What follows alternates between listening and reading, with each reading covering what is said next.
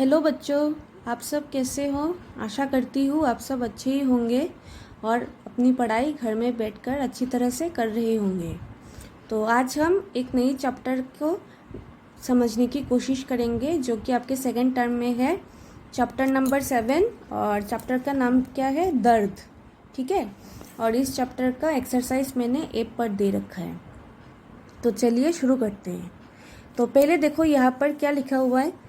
पेड़ पौधों में भी हमारी तरह ही प्राण होते हैं। तो पेड़ पौधों में भी मनुष्य की तरह ही प्राण होते हैं, वो भी बड़े होते हैं। ठीक है। हम छोटे पेड़ जब लगाते हैं वो धीरे धीरे बड़े होते हैं ना, मनुष्य की तरह। मनुष्य भी पहले क्या होते हैं? छोटे होते हैं, धीरे धीरे बड़े होते हैं, वैसे ही। ठीक है। मनुष्य की तरह चोट लगने पर उन्हें भी दर्द होता है। तो मनुष्य की तरह चोट लगने पर जैसे हमें दर्द होता है चोट लगने पर, वैसे पैरों को भी दर्द होता है। एक बालक ने इसे कब और कैसे समझा, इसके बारे में हम इस चैप्टर में पढ़ेंगे। ठीक है। तो पहले लिखा हुआ है, रविवार का दिन था। सुबह की गुनगुनी धूप बहुत सुहानी लग रही थी। फिर तभी आवाज़ आई, गौतम, अरे ओ गौतम। तो रविवार का दिन था, सुबह धूप बहुत सुहानी लग रही थी। तभी किसी ने आवाज़ लगाई। क्या लगाई आवाज़? गौतम, अरे ओ गौतम। गौतम ने खिड़की से बाहर झाँक कर देखा।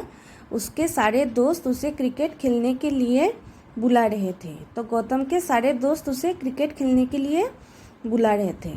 अपना बल्ला लेकर, बल्ला यानी कि इंग्लिश में कहते हैं बैट, वो अपने दोस्तों के साथ मोहल्ला के बगीचे में क्रिकेट मैच खेलने चला गया। ठीक है। गौतम की टीम मैच जीत गई। उसके सभी दोस्त खुश होकर घर लौट चले। गौतम भी हाथ में बल्ला घुमाते हुए घर की तरफ चल दिया और उसके सारे दोस्त खेल खत्म होने के बाद अपने अपने घर चले गए। वो भी अपने घर जाने निकला। ठीक है। अभी वो गेट तक पहुंचा ही था कि उसकी नज़र क्यारी में टहनी पर झूमते एक लाल गुलाब पर पड़ी। जब वो घर की ओर जा रहा था तब अचानक उसने देखा कि एक टहनी पर एक लाल गुलाब झूम रहा है, यानी कि हवा के कारण वो इधर उधर हिल रहा था।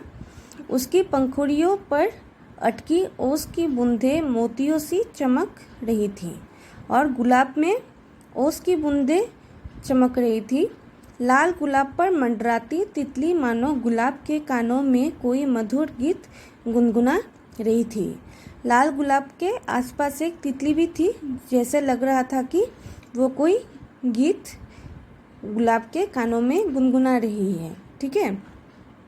इतने खूबसूरत लाल गुलाब को देख गौतम का मन उसे तोड़ने के लिए मचल उठा।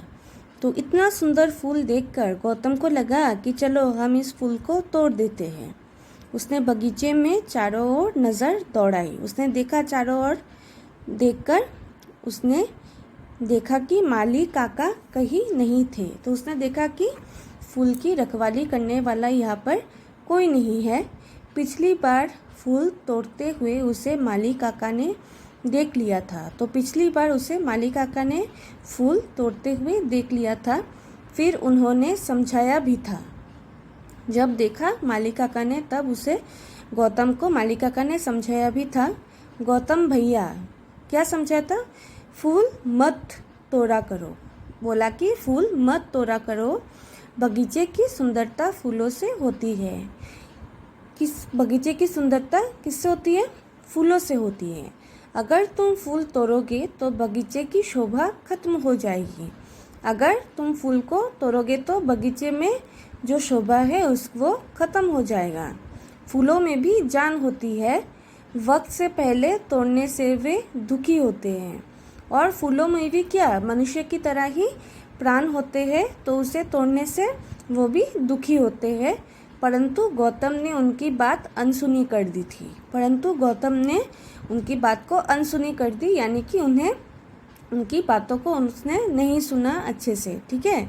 सुंदर सुंदर फूल गौतम को हमेशा आकर्षित करते थे। आकर्षित का मतलब देख लेते चलो शब्दार्थ में। अपनी ओर खींचना। ठीक है। तो सुंदर सुंदर फूल देखने से गौतम बहुत आकर्षित हो जाता था। वो फूलों को तोड़ता, उन्हें थोड़ी देर उछलता और फिर पंखुड़ी अलग करके फेंक देता। ठीक है, वो पहले फूल को तोड़ता, फिर उसे थोड़ी देर उछलता यानी कि उसे खेलता और फिर उसकी पंखुड़ियों को अलग अलग करके वो फेंक देता था। उसका बड़ा भाई कौशल उसे समझाता, उसका बड़ा भाई भी उसको समझाता। क्या समझाता? गौतम, फूल मत तोड़ा करो, उनकी ज़िंदगी छोटी होती है। अपनी छोटी सी ज़िंदगी में वे खुशबू फैलाते हैं और हमें मुस्कुराकर जीना सिखाते हैं। वे अपनी छोटी सी ज़िंदगी में क्या करते हैं? मुस्कुराते रहते हैं। छोटी सी ज़िंदगी क्यों? क्योंकि वो बहुत कम देर तक ही ठीक ठाक रहते हैं। मनुष्य ज़्यादातर उन्हें क्या करते हैं? तोड़ देते हैं, और जब तक वे रहते हैं खुशबू फैलाते हैं और लोगों को प्रसन्नित करते हैं। ठीक है, तुम उन्हें तोड़कर, उनसे खेलकर उन्हें कष्ट देते हो। ना जाने कितने दुखी होते होंगे फूल। ये किसने कहा? गौतम के भाई ने उसको समझाया था। गौतम हंस देता, कहता, फूल भी कहीं दुखी होते हैं। तो गौतम हंसकर क्या कहता? फूल भी कभी और दुखी हो सकते हैं। आज फिर खूबसूरत लाल गुलाब को देख गौतम उसे तोड़ने की कोशिश करने लगा। उसने टहनी को पकड़कर झुका लिया और लाल गुलाब जैसे ही तोड़ा उसकी चीख निकली। जब भी उसने उस लाल गुलाब को तोड़ने के लिए पेड़ की टहनी को झुकाया, तब अचानक से उसकी चीख निकली। क्यों चीख निकली? चलो देखते हैं। कांटा उसके अंगूठे में चुभ गया। अब देखो, उसका जो लाल गुलाब में जो कांटा होता है उसके अंगूठे में यानी कि उंगली में उसका चुभ गया। ठीक है, टहनी झटके से खींचने से गुलाब भी टूटकर धूल में बिखर गया था, और जोर से उसने टहनी को खींचा तो क्या हुआ? गुलाब जो था वो भी टूटकर धूल में बिखर गया। बिखर गया मतलब क्या होता है? देखते हैं चलो शब्दार्थ में। बिखर गया मतलब होता है फैल जाना। ठीक है, यानी कि फैल गया। गौतम की आंखों में आंसू छलछला उठे।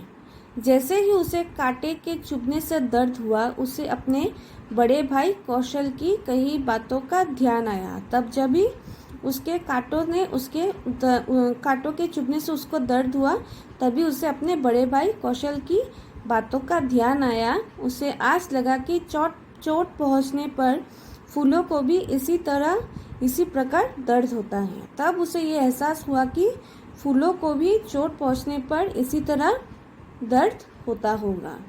गौतम ने प्रण किया कि अब वो फूलों को दुख नहीं पहुंचाएगा। फिर गौतम ने ये प्रण यानी कि प्रॉमिस किया कि वो और कभी फूलों को दुख नहीं पहुंचाएगा। फूलों को क्या, वो अब किसी को दुख नहीं देगा। और साथ में उसने ये भी कहा कि प्रॉमिस किया कि फूल तो वो कष्ट देगा ही नहीं, साथ में वो किसी और को भी दुख नहीं देगा। तो आज इस वीडियो में हम इतना ही समझेंगे। नेक्स्ट वीडियो में हम दूसरी चैप्टर को समझने की कोशिश करेंगे। ओके, थैंक यू बच्चों।